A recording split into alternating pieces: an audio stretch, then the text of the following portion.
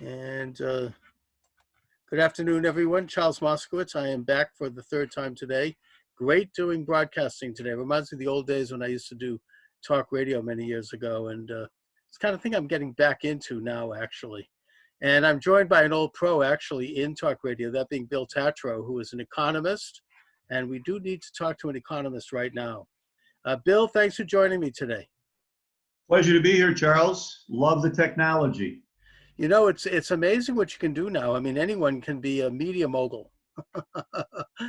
um, Remember the days you had to sit in the studio and they had to cue you and oh all yeah, that?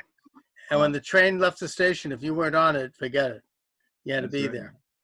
there. Bill, so you're an economist. You've written so many interesting articles about the American economy in particular and the coronavirus, and now we have, of course, the new wrinkle of these various, communist activists looting and burning minority cities, neighborhoods, and that has to be factored into the consideration. But in the overall, um, do you think that how do you think the recovery is going to take place now that the virus is receding and that we're moving in the direction of getting back to normal, hopefully soon? Well, there's going to be a recovery, but the problem is that the dynamics have totally changed now. And what I mean by that, imagine if you are a restaurant owner. We'll just take that particular business because that seems to be in the forefront of conversation a lot now. But you're a restaurant owner and you have a model. You know, the world today is run on the Keynesian philosophy. There's two types of economists out there. There's Keynesians and there's Austrians. I'm an Austrian. I'll give you a quick sidebar. I went to George Washington University. My professor was John Kenneth Galbraith. Okay, who is a major Keynesian? Absolutely. And he used to say to me, and my name is Tatro, it's pronounced Tatro, but he used to say, Mr. Tatro, you will never understand this because you are an Austrian. And I go, no, doctor, I was born in upstate New York. He goes, no. And he says, but Keynesian is the Keynesian world. Well, we went away from it for a while, but now we're back to it. And all Keynesians put things on models. The Keynesian philosophy says that if it doesn't work, it's not because the thing is wrong, the philosophy is wrong, it's because you haven't done enough of it. You haven't printed enough money. You haven't gone into deep enough debt. You got to do more and more and more. So when you look at a business, when a restaurant is going to reopen, they have been around, let's say a restaurant's been around for 10, 15 years, successful. They know how many people are going to come in on a Tuesday night or a Saturday night. They shop accordingly. They buy their foodstuffs. They know how to staff. They know everything. That's their model. Now when they come back, it's all changed because you take any city, they're talking about social distancing. Will you have 200 people on a Saturday night that you're planning on, or will you only have 75? How do you staff it? Will your employees come back? So we're into a whole new dynamic. It's kind of like, I've been saying this on shows I've been on and I've been writing and talking. It's kind of like a sea change. When we went from an agrarian society to a manufacturing society, everything had to change. When we went from that manufacturing to, we'll say, information, it all changed. Now we're into a totally different dynamic. And economically, there will be many failures, but there will be some successes because some people will figure it out. But it's going to be a whole different world, Charles, a totally different world. You know, in a way, we are going, it seems like we're going back to the agrarian model in this country, in that you have people who are operating like I'm operating right now, in the home with a computer running a business. You've got a kind of a smaller manufacturing, smaller services. It's in a way, it's a move toward localism that people aren't, there's not going to be this massive travel. And that, that may not be a bad thing. I mean, there's both pluses and minuses to it, but in a sense, people are trying to protect their local community and their local life more. And I hope that going forward, that's going to be the approach to dealing with the virus now that we've had this national lockdown. Maybe in the future, we can have a means by which if there's an outbreak of this disease or any other disease, we can handle it locally and make sure it doesn't spread, and let everyone else continue to function normally. Um, what I want to, You you yeah. you have you just said a whole mouthful there. I mean, you've got like 15 shows in what you just said, quite honestly. Because when you look at it, yes, there will be positives that come out of this. There always are. Imagine the farm boy who thought he was going to live on the farm and work on the farm and marry and have children on the farm for the rest of his life. And all of a sudden, somebody said, no, farm life is over. You got to go to the city and work in the plant. That's going to be terrible. That's going to be the worst thing in the world. I can't do that. But then he goes and he finds the benefits of working in the plant. So each time that we've had these sea changes, whether they've been, and one has to wonder, is this a man-made total situation? I mean, there's so much to, you look at this thing. Is this an accident of nature? Is this God putting his finger on the world? I understand from people, friends of mine who are around the world in different places, the oceans have never been cleaner. The water has never been pure. So, you get things that are going to come positive out of it, but it's that transition, Charles. It's getting from here to there. And that's where the difficulty is. I look at what's going on in the cities right now. And, you characterize the people there. I guess we could do that, but I just, I can't get my hands around that. I can't grasp what it is people are looting for or burning for. I'm a child of the 60s. I was at George Washington University in 1964. You got to remember, in 1964, the Civil Rights Act was put forth by Lyndon Johnson. The country was in turmoil. I was arrested protesting in front of the White House, but we protested for something specific. We were protesting the Vietnamese War at that time. Right, there was something actually real going on. No That's question. right. So, I mean, it's like I can't get my hands, but so as I said, from this one point, from where we are to when we move out to the other side, Donald Trump had said it was going to be by Easter. Yeah, all over by. But you see, the one thing that Trump didn't say is what year Easter. So Right, I think he kind of left it open there. But that's well, the nobody whole could thing. predict that. Yeah. Yeah, getting from one side to the other. That's going to be the difficulty. Now, I want to ask you, because you mentioned that you're an Austrian versus a Keynesian.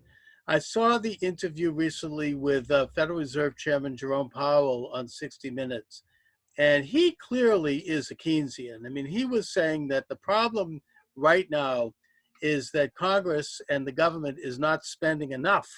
He said we have to put more money in, and that the interviewer said to him a very honest, blatant question. I was shocked to hear a Federal Reserve Chairman mention this, but he said, how do you create the money? Do you just print it? And he said, yeah, we do. That's basically what, or we move a couple of computer, the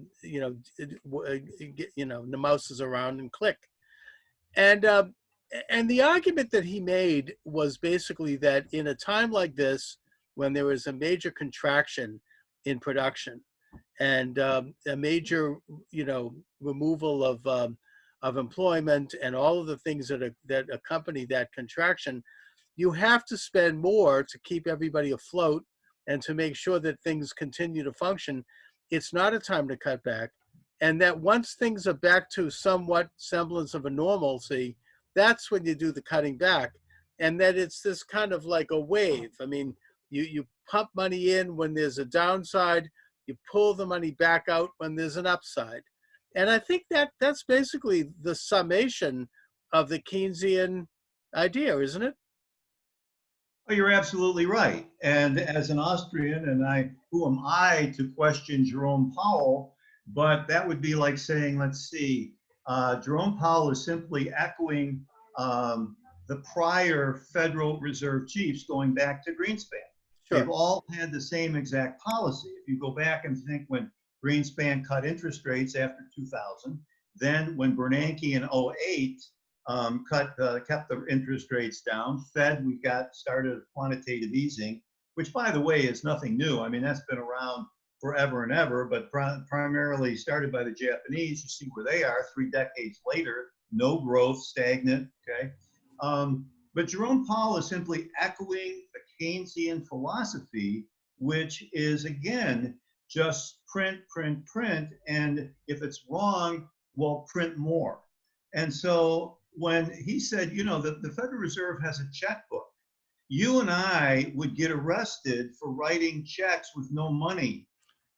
We go to Right. jail. That's fraud. That's a crime. But the Federal Reserve is able to print and create money out of thin air. Now, when you take a look at it, and if you know, I don't want to bore your listeners with you know, the dryness of economics, but the real simplicity is that what you get is the money that was being printed in '08 never got into the system. Okay, you get different people out there that are saying, okay, inflation, inflation, inflation. There's so much money out there that we're going to have inflation. Now remember, inflation is not rising prices. Contrary to what people think, it is not rising prices. It is too much money chasing too few goods. That's inflation. The result is rising prices. That is the thing that happens. Prices go up. So why didn't they go up in 2008? Because the money that was being printed by the Federal Reserve did not get to you and me. It did not get to the people. It got short-stopped at the banks. And when the banks, what the banks did then was able to take it, lend it to the corporations who did not put it into their business. They didn't put it into people. They didn't put it into bricks and mortar or put it into new technology or research and development. They simply used it to buy back stock. Okay. Well, So well, you, but by doing that, wasn't that a way to, in a sort of an end run, get the money back into the economy? Because obviously, if they're buying back their investors, then the money goes into their pocket, and they either consume it or they invest it. well, that's true, Charles, if you have that misguided belief, and I don't mean to insult Not at my all. host, but if you have the misguided belief that the majority of stock in this country is owned on an equal basis by the average guy in the street, then Oh I would no, no, agree. I don't have any illusions about that. I'm even Okay, saying the we know super that. rich. Yeah, I mean, Right. So but it's the they one. but they have to do something with the money. They're not going to stick it into a shoebox. I mean, they're going to either invest it or they're going to spend it, and they're going to build stuff or they're going to do stuff with it. You see, that is the Keynesian argument that the rich guy is going to do stuff. Okay, Charles.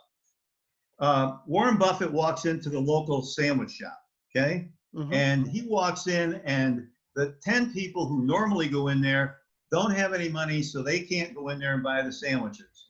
But Warren Buffett walks in and he buys the one sandwich. The rich man buys the sandwich. How many sandwiches can Warren buy?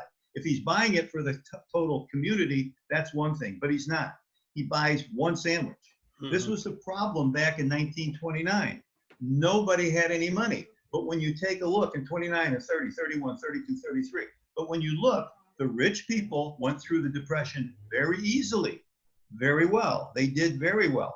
We're in the same environment right now. In fact, right now, we are worse. Why are we worse than we were in '08?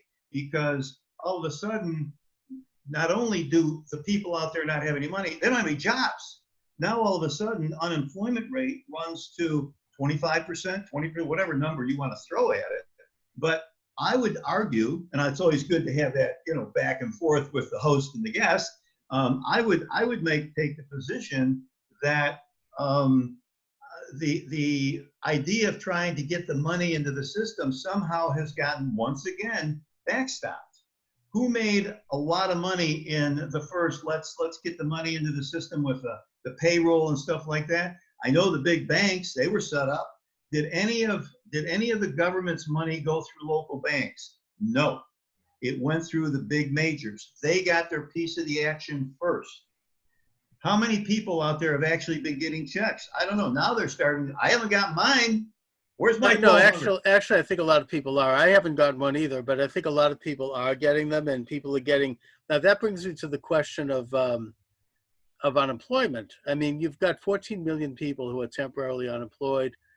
Doesn't the government? I mean, this is again the argument made by by Powell and by the Keynesians that you have to give them enough to get through to pay for their way because first of all, I mean, and this is on your side, we have a debt-oriented economy, so people don't have the resources. If there's one thing we've learned from this, is that people don't have enough reserve to last 2 or 3 weeks. I mean, everyone's going by the paycheck. So, you know, we can take a look at a very overall look at how this economy functions, and it should be a savings-based rather than a debt-based economy. But given the fact that we are debt-based, don't you have to have that extra unemployment and that extra catastrophe amount added to it? I mean, that's I, what would the Austrians do in a okay, time like this? I would say the answer to that is no. Okay. Now, let's go back to what you said. What you said earlier was that, is it possible good things will come out of this? And my point is, yes, I think good things will come out of this. We have been a society for many years, okay? I'm a historian also, so I have to go back. You Right. go back to 1919 and 1920. 1919 was the worst year for this country, one of the worst years. We had just come out of the war had ended. Men came back from the war, there were no jobs. It was absolutely terrible, and there was no money. So you had a great depression at that point in time. And so what guys like Henry Ford discovered was that the mass were consumers. Remember, automobiles were built for the rich guy. What he decided was to build automobiles for the poor people, so to speak, Mhm. okay? But then they decided to, wait a minute, if we're gonna build a vacuum cleaner, an automobile, buy a house, people don't have the money. What do? That's when credit first started. In 1920, we started credit. And when credit, people found that they could go to the store, they could buy this. They didn't have credit cards, but they had credit, layaway plans, etc. Out of that came the roaring 20s. Okay, we became a country that lived on debt. For the next 100 years, we have made it not just a science, but an art of living on debt. We have gotten to the point where everybody's got to have this. We've got to have instant delivery, thus Amazon. We've got to have, we got to be able to go on that multi-$1,000 vacation. We've got to put the new wing on the house. We got to have it, and we can do it. But now all of a sudden, we can't. Do we sit back and we say the government has a choice. The government says, well, I will give you the money to maintain your lifestyle. The Austrian says, no, you figure out a different lifestyle. You figure out, remember, Charles, I was on Wall Street for 40 years, okay? I used to tell people at the end of my career, before I retired, I've been in radio and television for a long time, author, etc. But I used to tell people at the end of my career, financial planning is bogus. It's bogus. People say, you manage hundreds of millions of dollars. You have thousands of clients. How could you say it's bogus? Because the world can change like that. Your money can go like that. We could have a devaluation of the currency. Inflation could go up. Your $100,000 could maybe buy you a loaf of bread. It can change like that. So when you get ready to retire, yes, save, put money away, do the things, but understand this. What you have when you get ready to leave or retire, that's what you have. Live based upon that. So today, I mean, look, you're not in a studio. You've learned how to do something different. We all learn how to do something different. I wrote a book several years ago, 1 Hour Survival Guide for the Downsized. It was in 2000, 20 years ago. It's just as, we're going to put it out again. It's just as important today. I used to say to people, don't cut everything off you do, but figure out a different way to do it. Okay, so you got Netflix. So you don't spend $30 at the movie theater. You spend $5 or $10 a month on Netflix. You take a walk hand in hand with your wife or girlfriend. You look at the sunset. You do things that don't cost you money. We learn how to get back to it. See, if you don't have the new car, you're not the good guy. And so what we do in the government, we feed into that. We have to have, Charles, remember, one man's wants may be another man's needs, or vice versa.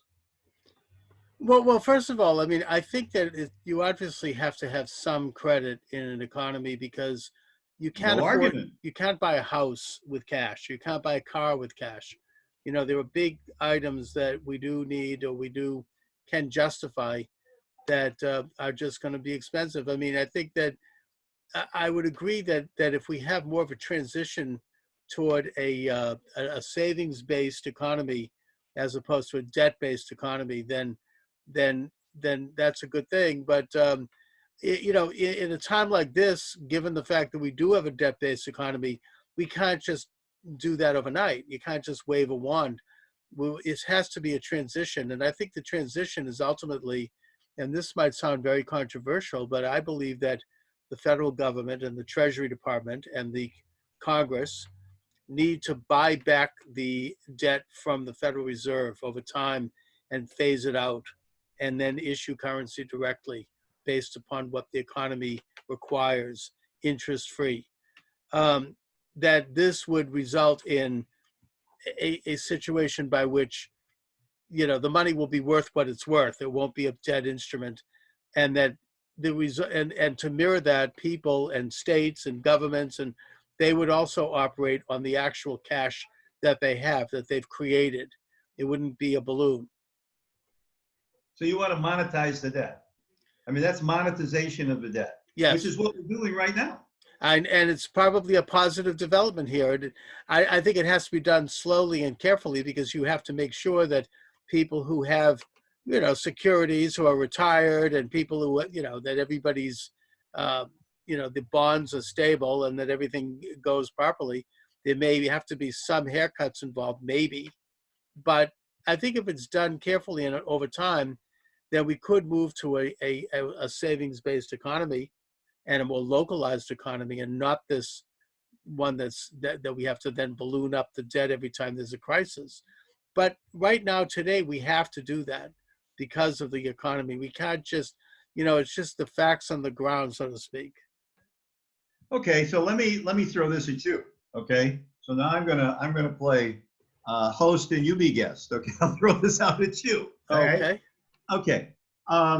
So I'm an employee at the local restaurant, and I could go back to work for $7 an hour, or $8 or $10, and get my tips based upon 200 people a night, but there might only be 75 people a night, and so therefore my tips aren't going to be good. Or I can sit home drawing my unemployment and get my extra 600 a week or whatever it is, and make more money by sitting home than going to work. Okay, they're going to close that off on July 31st unless we all argue, and I would make this case that they will extend that. The politicians, it's a political year, they're going to extend that. So now all of a sudden we've now taken one major step closer to socialism. I mean, we are a socialist country anyway in many different aspects, but we've now taken that one step. But here's the thing that I would throw out, okay? And I understand where you're coming from. I understand that. It's a solution, but now you're going to have to repeal the laws of economics to be able to do that.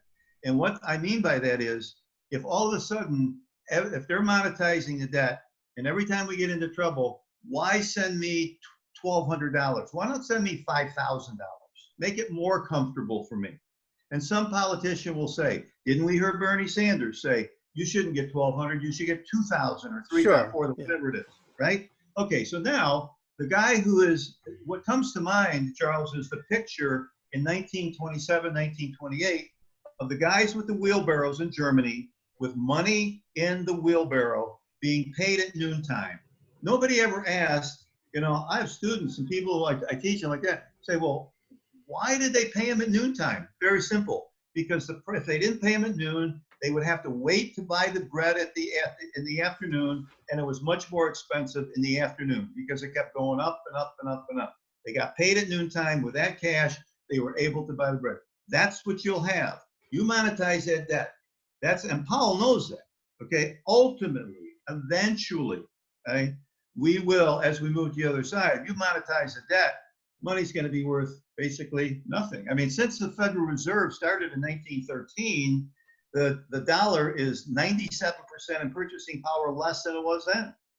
And that was with normal inflation, et cetera. Given how they monetized the debt the last 6 months, year, 3 years since Obama, I mean, I don't know, what's it going to be worth 5 years from now? 10 cents? Who knows? That's the danger that you run into, major danger.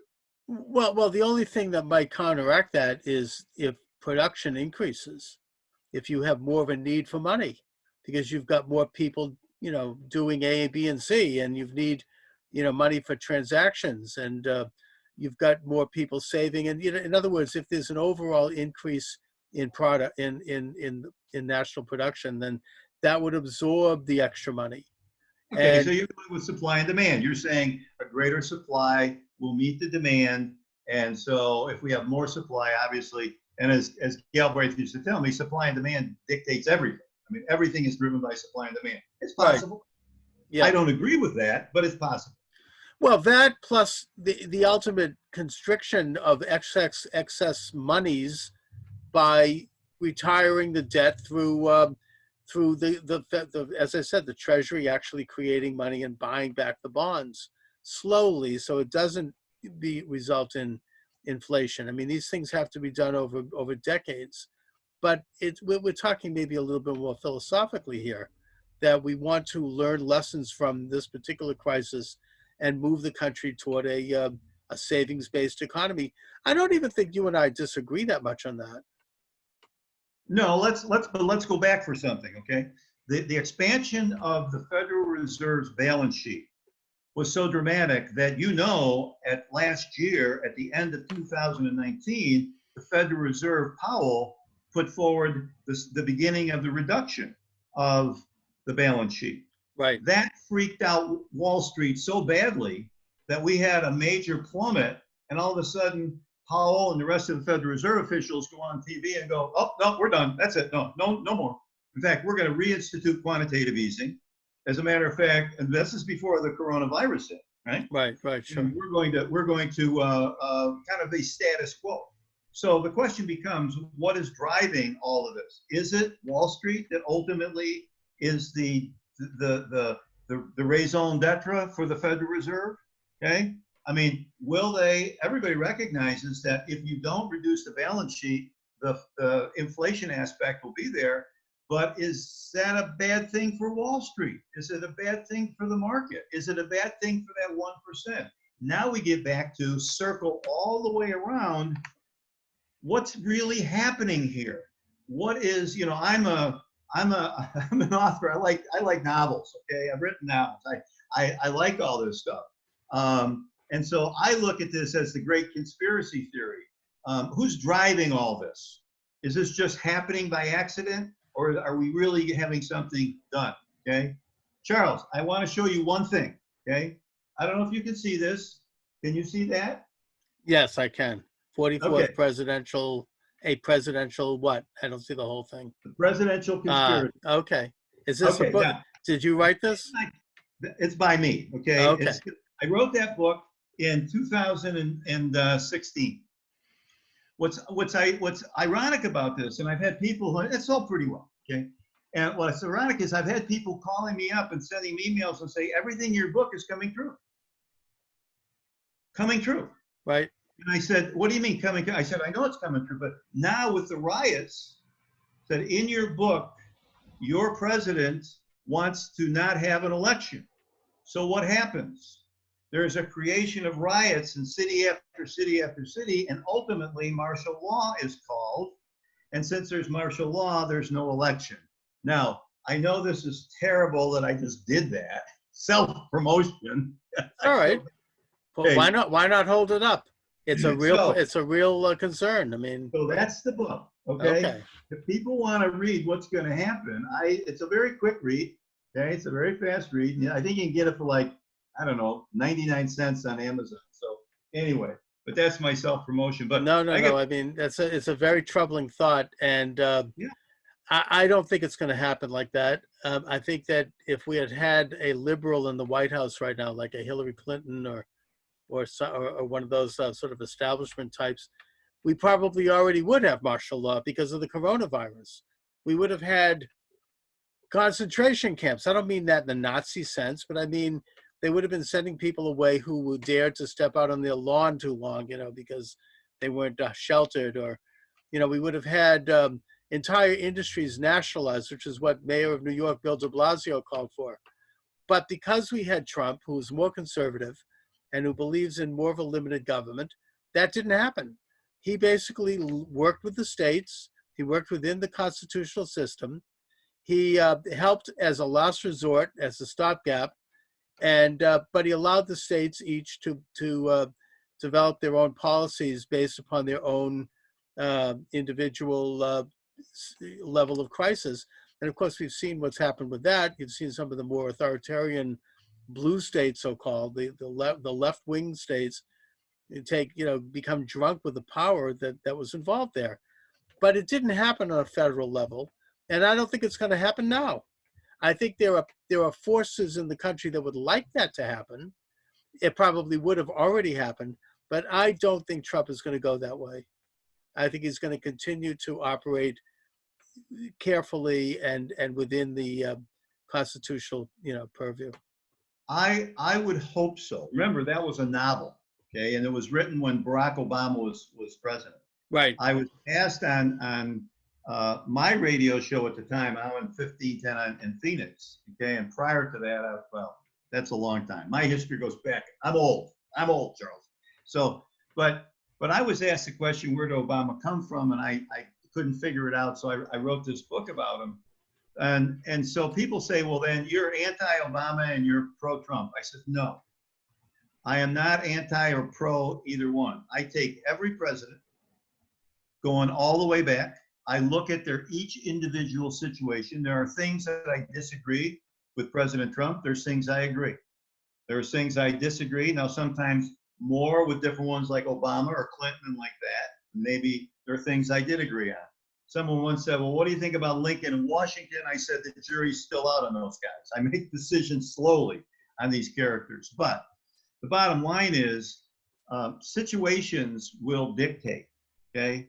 And he will, the one thing I discovered about Donald Trump, he's not afraid to react. Sometimes he might overreact, but he is not afraid to react and maybe do what the situation calls for, which I think is very, very important. But we are in a very interesting time period, and from the standpoint historically, people who say, "Well, I don't really like history," well, I think it was it Churchill once said that those who don't study history are doomed to repeat it. Actually, no, it was Santana that said that. It was the poet in Spain. Mm-hmm. But we take a look at we look at go back to World War II. You talk about collecting people, concentration camps. They were basically centers. Who did they pick up? All the Japanese, because they felt the Japanese, even though they might have been there for 30 years in the country, were a threat to this country. Let's swing it over.